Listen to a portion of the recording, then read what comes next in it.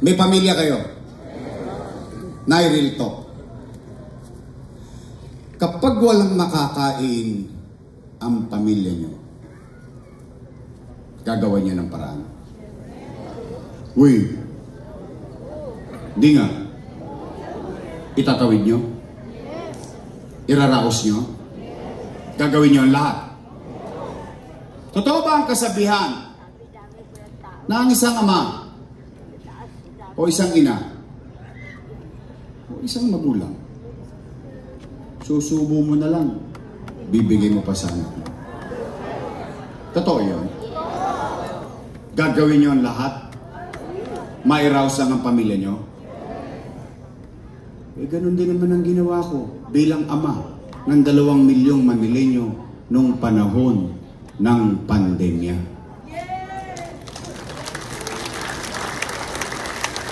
Nay, when you elected me in 2019, I took the responsibility.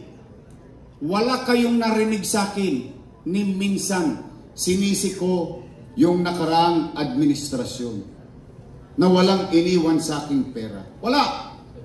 Bakit? Hiningi ko sa inyo maging mayor eh. Hindi nyo naman binigay sa akin ng kusa yun eh. Hiningi ko muna, binigay nyo sa akin. Di lahat ng responsibilidad at problema nun, atang-atang ko na. Tama, mali? Hindi para magsisi pa na magsisi. Anong ginawa ko? Unang-una, nilinis ko Maynila. Dugyot. Pati sa City Hall may tae. You know that already. Ang basura, 5-5, tumpukan. Sabi ko, paano ko lilinisin ng Maynila kung sa labas mismo ng City Hall, nakakaapat tayo ng echas? Bagay, hindi pa naman kayo kumakain. Totoo naman. Ngayon, nililinis ko Maynila. Inaayos ko Maynila. Nag-issue pa ako. Saan kayo nakakita? Wala na tayong pera. Nag-issue pa ako ng longest tax amnesty. Kung maalala niyo yun, noong 2019. Nay, tay, anong ginawa ko? Kinausap ko yung mga negosyante. Ano sabi ko? Patawarin nyo na ang Maynila. Alam ko, inabuso kayo nung araw ng gobyerno ng Maynila. Balik na kayo rito. Bumalik ang mga negosyante. Kaya nga tayo from number 16, naging number 3 tayo eh. Umaangat na tayo, lumilinis na tayo. Yung kriminal, nagtatakot ng gumawa ng krimen sa Maynila. Yung ginagawa natin sa Maynila, naging DILG memorandum. Ibig sabihin, kinokopya na tayo sa Maynila. Umaangat na tayo, lilipad na tayo. In fact, I went further. Kinuusap ko mga Jollibee, mga McDonald's. Ano sabi ko? Uy, baka naman po pwede yung mga PWD ko sa senior citizen ko, pwede pa magtrabaho sa inyo. Anong ginawa nila? Pinayagan ako. Pinayagan yung mga lolo't lola ko makapaghanap buhay muli sa Jollibee, sa fast food. Awa ng Diyos, nakakaraos na tayo, umaangat na tayo, lumilipad na tayo, biglang nabangga tayo ng pader. Ang tawag ay pandemya. Tanong, mahuhulaan ko ba na magkakapandemya? Hindi. Anong epekto ng pandemya? Wasak ang ekonomiya. Nino? Ng Maynila? Hindi. Ng Pilipinas? Hindi. Ng buong mundo? Oo. Walang ekonomiya, walang hanap buhay. Walang hanap buhay, walang trabaho. Walang trabaho, walang picha. Walang picha, walang chicha. 3 months. Magsiyasat po kayo. 3 buwan. Hindi ako umuwi ng bahay. Sa City Hall ako natutulog. Makikita niyo naman yun. May data naman. Nag-aalala ko. Paano ko iraraos ang 2 milyong bibig na umaasa sa kanyang gobyerno, sa kanyang pamahalaan? Hindi ako mapagkatulog. 24 oras pinatatakbo ko gobyerno. Ano naging epekto? Kayo na mga nangabuhay dito. Kayo. Testigo kayong buhay. At least kaya natin sabihin, noong panahon ng pandemya, walang nagutom sa lungsod ng Maynila. Buwan-buwan, may food box. Mayaman, middle class, mahirap. pantay-pantay per family, not household. Dahil sa bahay, minsan 2, 3 pamilya, pantay-pantay sila. O, nakaraos tayo. Hindi pa nga nauubos yung 10 food box, dumarating na naman yung 10 food box. Tama, mali? Nay, tay, magsiyasat kayo. Dito, nagtampo sa akin yung ibang mayor sa Pilipinas, partikular sa Metro Manila. Bakit? Tayo ang nauna at tanging nakabili ng 500,000 doses ng bakuna. Kaya napansin nyo, una tayong nabakunahan sa buong Pilipinas. Nay, tay, India, walang oxygen. Pilipinas, tumutukod ang oxygen. Sa Maynila, tangke-tangking oxygen ang naka-stock para sa mga COVID patient natin. Nay, tay, tayo lang. May remdesivir, tocilizumab, molnupiravir, daang-daang libo ang halaga ng bawat isang gamot, mabuhay lang yung pasyente na may COVID-19. Nay, tay, habang nangyayari ang lahat ng yan, ang buong Pilipinas, kayo dito, may experience kayo, kundi man kayo, pamilya nyo, kundi man pamilya nyo, kakilala ninyo, tumutukod yung Chinese General Hospital. Ngayon, sa Maynila, itinatag 52 days, Manila, COVID-19 field hospital. In 52 days, 400 bed capacity worth 300 million. Mabuhay lang ang mga COVID patients sa lungsod ng Maynila. Nay, tay, sa kanan, sa pang-araw-araw na pagsubok ng buhay ng tao sa Maynila, kinakaharap ko. Sa kaliwa, yung pangarap ko sa Maynila.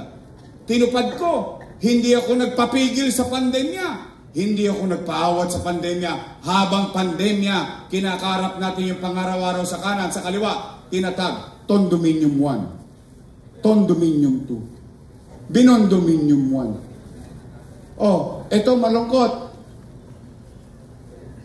Masaya ako para sa mga beneficiary. Pinamigay na noong isang araw, San Sebastian Residence, Pedro Hill Residence. Nay, yung utang, kasalanan ko. Pero yung tinayo yung building, sila daw ang may gawa. Pero utang, ako may kasalanan. Pero yung pinampatayo dyan, hindi nila sinabi kung saan galing yung pera. Oh, itinayo, Pedro Hill Residence, San Sebastian Residence, at ang pinakamalapit sa inyo. I challenge each and every one of you. Dumiretso kayo konti ng Avenida Rizal. Kumanan kayo sa San Lazaro. Makikita ninyo doon, San Lazaro Residence. Alam niyo sino dapat makinabang doon? Naalala niyo yung katabi noon, may squatter? Bata pa ako. Tinitira pa ako sa WEPAC sa mga doktor sa San Lazaro. Pag nagtatayo ako nung araw, squatter na yun. Ang dami na nagdaan mayor. Yun.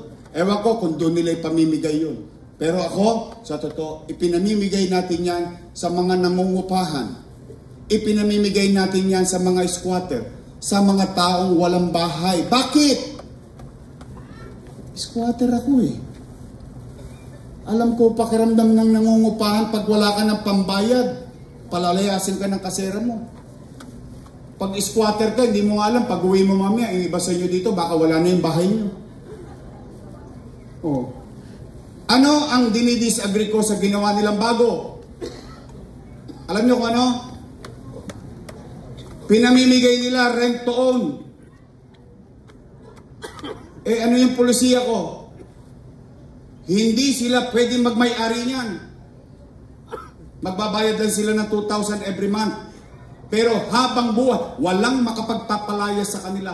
Habang buhay, pwede silang manirahan. Eh bakit hindi ko nalang ibigay yung pagkamayari? Ayoko. Bakit? Eh baka ibenta eh. Ngayon, anong mukhang iaharap ko ngayon sa mga nagbabayad ng buwis? Na hindi ko inalagaan yung amilyar nila. Hindi ko inalagaan yung tax, business tax nila. Kaya ayaw kong magmay-ari sila. Kasi ayaw kong paulit-ulit ang problema.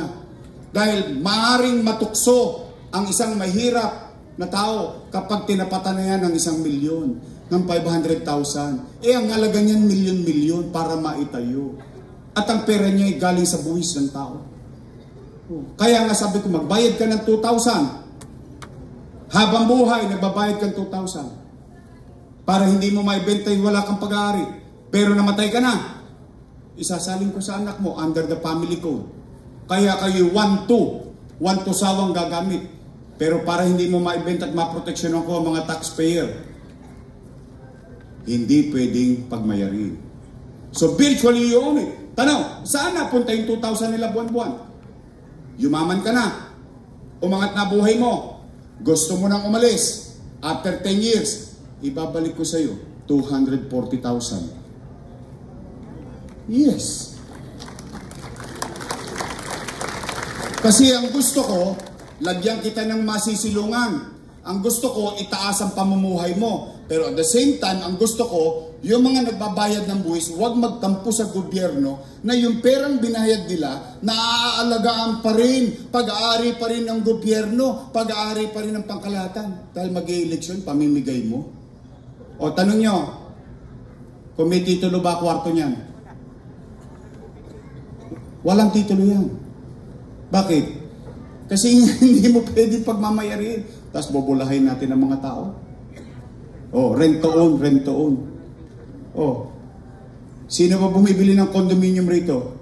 Di ba may CTC? Tingnan niyo, wala. Nalulungkot ako. Eh, para sa mga tao yan eh. Pag-aari yan ng taong bayan. Oh, habang ginagawa yan, ginawa. Baseco Hospital. Ginawa. 10-story fully air-conditioned bagong ospital ng Maynila. Na may MRI machine, na may CT scan machine. Tanong, may nakagamit na ba sa inyo dyan? Wala. Bakit? 3 taon na nilang hindi ginagamit eh. Meron bang sirang bagong bili? Tama ba? It doesn't make sense. Oh, Nay, ginawa. Rosauro Almario Elementary School, Albert Elementary School, Magsaysay High School, Manila Science, all 10-story public school fully air-conditioned. Tanong, lahat ng yan sabay-sabay ginagawa, pandemya pa. Tanong, Yorme, saan mo kinuha yung pera? Ano, umipot ako ng ginto? Hindi. Ginamit ko abilidad. Eh, saan ka ba nangutang? Sa gobyerno. Ang labo mo naman kausap, Yorme. Amerika nangutang, Pilipinas nangutang, Maynila nangutang sa Pilipinas. Opo. Sino may-ari ng Land Bank of the Philippines? Gobyerno. Sino ang may-ari ng Development Bank of the Philippines? Gobyerno. Madalit salita, Nay, dyan sa itaas, sa Kodli, dito sa harap. Imumuestra ko para mas madaling maintindihan. Itong ulo ko, hanggang pa, yan ang buong gobyerno. May 2 bulsa. Isa sa Wakali, isa sa Nangka. Sa kaliwa, National Government Financial Institution. Ano na sa loob? Land Bank of the Philippines, Development Bank of the Philippines. Sa kanan, City of Manila. Nganga. Alaws. Ano ang ginawa ng ama ng lungsod ng Maynila? Dumukot sa kaliwa, inilipat sa kanan para makaraos ang batang Maynila. Yun daw ay mali. Nay, Tay, mga lolo ko, mali daw yun. Mali daw yun. Mali daw yun. Eh kung yun ay mali, eh di mali din sila. Bakit? Eh kasama ko silang gumawa nun eh. Chihuahua. Chihuahua. Chihuahua. Eh sino ba majority floor leader nun? Si Chihuahua. Eh mali pala eh. Masama pala eh. Eh ba't yung inaprubahan? Ngayon, ako na ang pinakamasama. Nung araw, papalakpak sila. Ngayon nga po, nagpapalakpakan sila nung pinamimigay na nila yung mga condominium eh. Nung pinamimigay nila, kanila. Programa nila. Pero yung utang nun, kasalanan ko. It doesn't make sense. The sauce for the gander is the sauce for the goose. Kung yan ay kasalanan, hahayaan ko kayong ipako ninyo ko sa krus. Pero isa lang, at least mga nanay tatay ko, maglalakad ako sa Santa Cruz. Anumang oras, matangos ang ilong ko. Isa lang ang masasabi ko, salamat sa Diyos. Ito tayo ngayon. Buhay tayong lahat. Nakaraos tayo. Kaya nga sabi ko kanina, salamat sa Diyos. Nakaraos tayo. Nay, tay, pwede ba akong makisuyo sa inyo bago tayo mag-uwian? Pwede? Talaga? Total, ipatatawag din naman kayo noon.